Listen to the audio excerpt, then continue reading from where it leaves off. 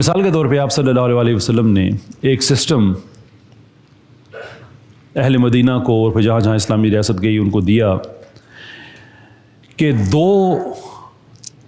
اس زمانے کی اہم ترین وجوہات تھیں جن میں سے کوئی ایک بھی اگر وارد ہو جائے تو اس قبیلے کی اکانومی برباد ہو جایا کرتی تھی۔ قیدیوں کو چھڑانا عام طور پہ ہوتا تھا کہ جنگ ہو گئی ہے، لڑائی ہو گئی ہے، تو وہ جو قیدی جو پکڑے جاتے تھے وہ پھر اتنا آپ سے مال و دولت طلب کرتے تھے ان کے کیپٹرز، تو پورے قبیلے سے کہیں سے 2 اونٹ مانگ کہیں سے کیا کر کے وہ کرتے کرتے کرتے ایک وہ ان کی اصل چیز ہوتا تھا کہ دوسرے قبیلے نے اس قبیلے کی اکانومی کا بیڑا غرق کرنا ہے۔ تو آپ صلی اللہ علیہ وسلم نے ایک نظام دیا کہ چھوٹے کنٹریبیوشن کے چھوٹے چھوٹے پول بناؤ، چھوٹے چھوٹے پول۔ مثال کے طور پہ یہ قبیلے کی ایک ذیلی شاخ ہے،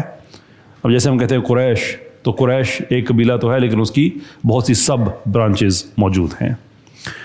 تو آپ اپنی سب برانچ کا ایک پول بنا لیں، یہاں پہ کچھ نہ کچھ آپ پیسہ کنٹریبیوٹ کرتے رہیں۔ اس کے اوپر پھر کچھ زیادہ قبائل ہیں یا شاخیں ہیں، ان کا ایک پول ہے،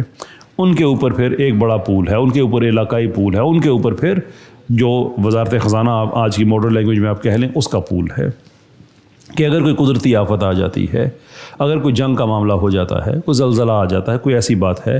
تو اچانک کسی پہ بوجھ نہ پڑے، بلکہ وہ جو کنٹریبیوشنز کا پول ہے وہاں سے آپ پیسے نکالیں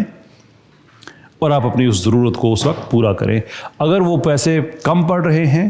تو پھر جو آپ کا قریب ترین پول ہے وہاں سے آپ کو فنڈ کیا جائے گا، وہاں سے نہیں ہو رہے تو جو اس سے بڑا ہے وہاں سے کیا جائے گا، اس سے بڑا ایونچولی جو سینٹرل ریاست ہے، جو خزانہ ہے، وزارت خزانہ ہے، وہ اس میں انوالو ہو جائے گی۔